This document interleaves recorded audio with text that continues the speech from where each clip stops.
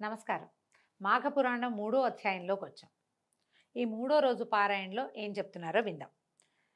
దిలీప భూపతికి వశిష్ఠ మహర్షి ఇలా తెలియజేస్తున్నారు. నేను వివరించే విషయాల్ని శ్రద్ధగా ఆలకించి గ్రహించు. ఇది అత్యంత పురాతనమైనది, ఎప్పుడో జరిగిందట. కృతయుగం నాటి కథ చెప్తున్నారు. ఒకనాడు వింధ్యాచలము మరియు హిమాచలము మధ్య ప్రాంతంలో కరువు కాటకాలు వచ్చి ప్రజలు చాలా ఇక్కట్లకి లోనయ్యారు.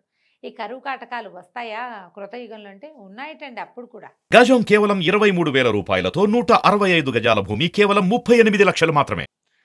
తాగడానికి నీరు కానీ తినడానికి తిండి కానీ లేక ప్రజలు కటకటలాడిపోయారు. పశువులకు సరైన మేత లేక నశించిపోసాగాయి. ప్రజలు ఆర్థిక బాధలతోటి అలమటించిపోయారు. ఇంకా వారేమి యజ్ఞయాగాదులు క్రతువులు చేస్తారు? యజ్ఞం యాగం దానం ఎప్పుడు చేస్తామండి? మనకు అబండెన్స్ ఉంటే, బాగా డబ్బులు అవకాశాలు ఉంటే అప్పుడు బోల్డన్ని చేస్తాం. లేకపోతే ఏం చేస్తాం? ఉపవాసం తప్పిస్తే ఇంకేమీ చేయలేకపోతాం. అయితే దేవతార్చనలు కానీ ధర్మకార్యాలు కానీ జరగలేదు ఆ కాలంలో. అడవులందు తపస్సు చేసుకునే మునీశ్వరులు కూడా ఈ కరువు కాటకాలకి తట్టుకోలేక వలసపోవటం మొదలుపెట్టారు. మునీశ్వరులు వీళ్ళంతా ఏమిటి, వీళ్ళకి ఏదో కొద్దిగా నివర్ధాన్యాలు అవి పండేవి, ఏదో కొంచెం వండుకునేవారు.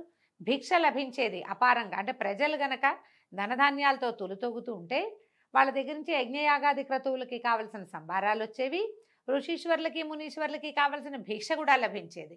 వాళ్ళ దగ్గర ఏం లేదు, వాళ్ళు వీళ్ళకేం పెడతారు? వీళ్ళకి పెట్టలేకపోయారు. దాంతో మునీశ్వరులు కూడా వలస వెళ్ళిపోవటం మొదలుపెట్టారట. ఈ ప్రాంతంలో ప్రవహిస్తున్నటువంటి రేవా నదీ తీర ప్రాంతం అంతా కూడా, రేవా నది చాలా, ఈ రేవా తీరం ఎక్కడ కనపడుతుంది మనకి? సత్యనారాయణ వ్రత కథలో రేవా తీరంలో చెప్తారనమాట. రేవా అనే నది ఉందని. విడిగా మనకెక్కడ ఆ నది కనిపించదు, అంటే మన ప్రాంతంలో లేదు కాబట్టి. ఇదంతా నీళ్లు తగ్గిపోయి ఫలవృక్షాలు పంట భూములు ఎండిపోవటం మొదలుపెట్టాయి. కనీసం తాగడానికి కూడా నీరు లేని దుస్థితి దాపురించిందట. ఈ అడవిలో బహుముఖ ప్రజ్ఞాశాలి తపోధన సంపన్నుడైన భృగు మహర్షి కూడా నివసిస్తూ ఉండేవాడు. ఈ అనావృష్టి ప్రభావం ఆయన కూడా తగిలింది. ఆయన కూడా ఈ నీచ నికృష్ట కరువు కాటక స్థితిని భరించలేకపోయాడు. సరే, ఎంతో కాలం నుంచి ఉంటున్న ఈ ప్రాంతాన్ని విడవలేక ఆలోచించి చివరికి హిమాలయ ప్రాంతాలకి వలస వెళ్ళిపోయాడట. ఈ హిమాలయ పర్వత ప్రాంత పడమటి దిక్కున ఒక కొండచర్య ఉంది. ఈ కొండచర్య అక్కడున్న కైలాస పర్వతానికి కొంచెం సమీపంలో ఉందట. కైలాసానికి దగ్గరలో ఉంది. హిమాలయ ప్రాంతం అంతా మంచుతో కప్పబడి ఉండటం వల్ల కైలాస పర్వతం వెండి కొండలాగా ప్రకాశిస్తూ ఉండేది. ఆ ప్రాంతం అంతా ఇంద్రనీల మణుల చేత నిక్షిప్తమై అక్కడ ఉన్నాయట. ఇంద్రనీల మణులు అంటే గనులు ఉండుంటాయి. ఆ రాళ్ళు అట్లాంటి నీలపు రంగు ఉన్న రాళ్ళు అయి ఉంటాయి. వాటి కాంతితోటి ఆ నీలపు రంగు కాంతిపడి ఈ తెలుపు మరింతగా మెరుస్తూ ఉండేదట. ఈ కొండ వద్దకి తరచుగా మహర్షులు, జ్ఞానులు, సిద్ధులు, తపోశక్తి సంపన్నులు ఇత్యాదులంతా వచ్చి శ్రీమన్నారాయణ్ణి భక్తిభావాలతో స్తుతించి వేణోళ్ళ కొనియాడి ఆధ్యాత్మిక చింతనలో మునిగిపోయేవాళ్ళు. అంటే విష్ణు భక్తులు వచ్చి తపస్సు చేసుకునేవాళ్ళు. కైలాసం పక్కనే ఇది. యక్ష కిన్నర కింపురుషాది గంధర్వులందరూ విహారానికి ఈ ప్రాంతానికే వచ్చేవాళ్ళట. దిలీప చక్రవర్తి అడుగుతున్నారు, మహాత్మా, ఈ పర్వత వైశిష్ట్యత కడు రమ్యంగా ఉంది, మరింతగా మరీ వింత కొలుపుతోంది, మరిన్ని విశేషాలు చెప్పండి అని అడిగేసరికల్లా అప్పుడు ఈయన వశిష్ఠ మహర్షి ఇట్లా చెప్తున్నారు. విషయ పరిజ్ఞానం సంపాదించుకోవాలని నీ కుతూహలం చాలా శ్లాఘనీయమైందయ్యా.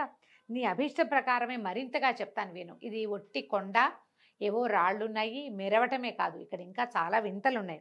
ఈ వింత వన్యమృగాలు, పలు రకాలైన పక్షులతోటి నిండి ఉండే ఈ పర్వతరాజం మిక్కిలి విచిత్రమైనది. సాధారణంగా అంత మంచు ఉంటే పక్షులు ఉండవనుకుంటాం, కానీ హిమాలయ వర్ణనలో హిమాలయాల మీద చెట్లు ఉన్నాయని, కొండలు, పర్వతాలు, శిఖరాలు చాలా ఉన్నాయని, బోలెడు రకాల జంతువులను గురించి వర్ణన ఉంటుందండి.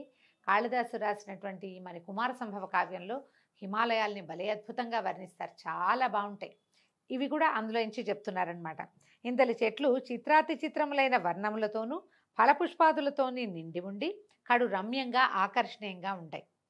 ఆ పర్వతరాజం 30 యోజనాల పొడుగు, 10 యోజనముల ఉన్నతమై అలరారుతూ ఉంటుంది.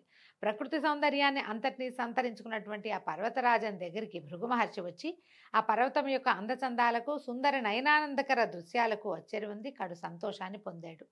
తాను తదేక దీక్షతో తపస్సు చేసుకోవడానికి ఇదే అనువైన ప్రాంతమని అనుకుని అచోటనే తన ఆశ్రమాన్ని నిర్మింపజేసుకుని తపస్సు కొనసాగించాడు. ఇట్లు కొంతకాలం అయింది. భృగు మహర్షి యొక్క తపస్సు నిర్విఘ్నంగా కొనసాగుతూ ఉంది. అత్యంత పరమనిష్టాగరిష్ఠుడైనటువంటి భృగు మహర్షికి ఆ ప్రాంతం ఎంతో తగినట్టుగా ఉంది, సంతృప్తిగా తపస్సు చేసుకుంటూ ఉండేవాడట. కొన్నాళ్ళు అయిన తర్వాత ఒకనాడు ఒక గంధర్వుడు భార్యా సమేతుడయ్యి ఈ పర్వతం మీదకి వచ్చి విహరిస్తూ తపస్సు చేసుకుంటున్న భృగు మహర్షిని చూశాడు. మహర్షి పట్ల ఆకర్షితుడై తన వృత్తాంతాన్నంతా చెప్పాడు. దగ్గరకు వచ్చి నమస్కారం చేశారు భార్య భర్త ఇద్దరు. అతను ఏం చెప్తున్నాడు, ఓ మహాత్మా, తమరు తపోశక్తి సంపన్నులు, సర్వజ్ఞులు, కావున మీరు దయతలిచి నా కష్టాలని కడతీర్చమని ప్రార్థిస్తున్నాను అన్నాడు. అనేసరికల్ భృగు మహర్షి, గంధర్వ, నీకు వచ్చిన కష్టం ఏమిటి? నువ్వెందుకు విచారంగానో భార్యాద్వితీయుడుగా ఉన్నావు. భార్యాభర్తలిద్దరూ కలిసి ఉంటే ఇంకా కష్టమేమిటి? అదే కదా అత్యంత సుఖమైన సంగతి. ఇలా ఎందుకు బాధపడుతున్నావు? నీ వృత్తాంతం అంతా చెప్పు. ఏ విషయం వల్ల నువ్వు బాధపడుతున్నావో నాకు అర్థమయ్యేలాగా చెప్పమన్నాడు. అప్పుడు గంధర్వుడు చెప్పాడు, ఓ భృగు మహర్షి, నా కష్టాన్ని నేను ఏ విధంగా చెప్పను? నాకు పూర్వజన్మ పుణ్యఫలమున స్వర్గం ప్రాప్తించింది, కానీ నాకెందుకో పులి ముఖము కలిగినది. ఈ వచ్చిన గంధర్వుడు శరీరం అంతా అందంగా సౌష్ఠవంగా చక్కగా బంగారపు రంగులో మెరిసిపోతూ వివిధ రత్నాభరణాలు ధరించి చక్కగా ఉన్నాడు. కానీ అతని ముఖం పులిలాంటి ముఖం, పూర్తిగా పులిగా లేడు. కానీ ఒక రకమైన భీషణమైందంటే గండస్థలాలు అవి ఇలా గండరించి ఉండటము, కళ్ళు అవి విస్తారంగా ఉండటం, అంటే విశాలమైన నేత్రాలు కావవి, పులి కళ్ళు ఇట్లా పైకి లేవదీసినట్టుంటాయి. కనుబొమ్మలు తక్కువగా ఉండటము, మొహం గండుగా ఉండటం. అందమైన ముఖం కాదు, శరీరం చక్కగా ఉంది లావణ్యంగా, ముఖానికి ఆ లావణ్యం లేదు. పులిలాంటి ముఖ కవళికలు కలిగి ఉన్నాడనమాట. ఈ పులి ముఖంతో బాధపడుతున్నాను. నాకు ఈ దురవస్థ ఎందుకు కలిగిందో తెలీదు. నేను చేసిన పాపం ఏమిటో నాకు బోధపడదు. మిగిలినవన్నీ బాగున్నాయి, నా భార్య కూడా చాలా బాగుంది అంటున్నాడు. ఈ పులి మొహంతో చాలా బాధలు పడుతున్నాను. ఎవరికి నా మొహం చూపించలేను. నన్ను చూసిన వాళ్ళంతా నేను పులినని పలకరించరు. మామూలుగా నడిచెళ్ళినా కూడా ఈమె నా భార్య అత్యంత రూపలావణ్యాలు కలిగింది, మిక్కిలి గుణవంతురాలు, మహాసాధ్వి. అత్యంత పైగా నా వికృత రూపం వల్ల నేను అందరికీ దూరం అయిపోతుంది. ఈమె సాధ్వే, ఆ అమ్మాయి నాతోటే ఉంటుంది. ఈమె నాతో ఉండటం వల్ల ఆమె కూడా ప్రపంచంతో సంబంధం లేకుండా పోతుంది. అదొక బాధగా ఉందన్నమాట. నాకు ఈ రూపకారణాన్ని తెలిపి దాని నివారణోపాయం కూడా తెలపమని వేడుకుంటున్నానని పదే పదే ప్రార్థించాడట. గంధర్వుని వృత్తాంతము, అతని దీనాలాపాలు విని అతని వికృత రూపాన్ని చూసినటువంటి భృగు మహర్షి హృదయం ద్రవించింది. తన హృదయాన్ని ఎవరో కలచివేసినట్టు అయిపోయిందట. వికృత రూపంలో ఉన్న ఆ గంధర్వునికి ఎట్లాగైనా తన శక్తి కొలది సాయం చేయాలని నిశ్చయించుకుని, ఓ గంధర్వ కుమార, నీవు మిక్కిలి దురదృష్టవంతుడివి, భాగ్యహీనుడివి. నీ అదృష్టహీనత వల్లే నీకు ఈ దురవస్థ కలిగింది. మనిషిని కుంగదీసేవి 3: ఒకటి పేదరికము, పాపము, దురదృష్టము. ఇవి కుంగదీస్తాయి బాగా. కావున వీటిని నివృత్తి చేసుకోవాలి. ఇప్పుడు మనిషి అంటే వీడు గంధర్వుడు కదా, ఆ గంధర్వుడికైనా సరే ఇలాంటి సమస్యలు వస్తాయి. మనం చాలా పురాణ గాథలు వింటుంటాం. గంధర్వులు, యక్షులు వీళ్ళంతా కూడా ఏదో ఒక శాపానికి లోనే మానవ జన్మెత్తాల్సి వస్తారు. రకరకాల నానా యోనులు ఎందు పుట్టాల్సి వస్తారు. వాళ్ళకు కూడా వస్తాయి. పూర్తిగా దేవయోనులు కాదు, వాళ్ళు పూర్తిగా దేవతలు కాదు, ఆ జాతులకి చెందిన వాళ్ళు. దానివల్ల వాళ్ళకి స్థానభ్రంశము, పదవి భ్రంశము, ఆ శరీరమే లేకపోవటము, ఇలాంటి రకరకాల అవస్థలు వస్తాయి. అందుకని దానికి చెప్తున్నారనమాట. ఇది ఒక మాఘమాస స్నానం వల్లే సాధ్యం. దీనికి అదే పరమౌషధం. మాఘమాస స్నానాన్ని ప్రతివారు జాతి కుల మతముల భేదం లేకుండా జనులందరూ చేసి తమ తమ పాపాలని నివృత్తి చేసుకోవచ్చు. కావున నీవు కూడా మీ భార్యతో సహా ఈ మాఘమాస పర్వదినములందు నదీ స్నానాన్ని చేయి, నీకు శుభములు చేకూరగలవు. ఇప్పుడే మాఘమాసం మొదలైందని చెప్తున్నారు. ఇది మాఘమాసమే కాబట్టి మీ ఇద్దరు నదీ స్నానం చేసి పవిత్రులై విష్ణు పూజ నిర్వహించండి, మీకు మేలు కలుగుతుంది అన్నారు. మాఘమాస నదీ స్నానం చేసుకునేసరికి నీ కష్టాలు తొలగిపోతాయి, భయపడద్దు, నీ మనోవాంఛ నెరవేరుతుందని మునిపుంగవుడు మాఘమాస విశిష్టతని వివరించాడు. ఇప్పుడు చూడండి, మనం మామూలుగా ఏం చెప్తున్నాం, సూర్యారాధన అని చెప్తున్నాం, విష్ణువారాధన అని చెప్తున్నారు. ఈ మాఘంలో స్నానం చేసి విష్ణువాలయాన్ని దర్శించడం చాలా మంచిది, విశేషమైంది. విష్ణువాలయాన్ని దర్శించలేని వాడు సూర్యుడి ముఖం దర్శనం చేసినా కూడా ఫలితం లభిస్తుంది. నెల రోజుల పాటు రోజు పొద్దున్నే లేచి స్నానం చేసి సూర్యుడి ముఖం చూడండి. మీ ముఖ వర్చస్సులో ఎలాంటి మార్పు వస్తుందో మీకే తెలుస్తుంది. మొహం మాడిపోయేదాకా నుంచో ఒక్కర్లా సూర్యుడి ముందు ఓ చెంబు నీళ్ళు చూపించి నమస్కారం చేసుకుంటే ఉదయకాలపు సూర్యకాంతి వల్ల శరీరానికి కావలసిన కొన్ని విటమిన్లు అందుతాయి. పొద్దున్నే లేవటం వల్ల మొహం వికాసంగా ఉంటుంది. తెల్లవారే లేచి స్నానం చేయటం వల్ల ఫ్రెష్గా ఉంటాం, ఆరోగ్యం బాగుంటుంది. స్నానం చేసి ఆహార స్వీకారం చేయటం వల్ల కూడా ఆరోగ్యం బాగుపడుతుంది. ఈ పొద్దున్నే లేవటం కోసం మనం ముందు రోజు రాత్రి పెందరాలే పడుకుంటాం, లేవాలన్న ఇంటెన్షన్ ఉంటుంది. ఇప్పుడు ఈ కాలంలో లేవటం వల్ల, పొద్దున్నే లేవటం వల్ల కాల విరేచనం అవుతుంది, కాలకృత్యాలు సమయానికి అవుతాయి, టైం కలిసి వస్తుంది. మనం అనుకున్నది అనుకున్నట్టుగా అవుతుంటే ముఖ వికాసం ఆటోమేటిక్గా ఉంటుందండి. మనం చూడండి, సక్సెస్ఫుల్ పీపుల్ మొహాలు బ్రైట్గా ఉంటాయి. సక్సెస్ అంటే అదేమిటో వ్యాపారం బ్రహ్మాండం పగలగొట్టాలని అనుకోక్కర్లేదు. మనం రోజు అనుకున్న ప్లాన్ ప్రకారం సరిగ్గా పని జరిగినా కూడా సక్సెస్ఫుల్ అయినట్టే, సక్సెస్ అవుతాం. ఆ సక్సెస్ వల్ల మనకి ముఖంలో వికాసం ఆటోమేటిక్గా వస్తుందండి. అదే చెప్తున్నారు, మాఘమాసం అత్యంత విశేషమైనది.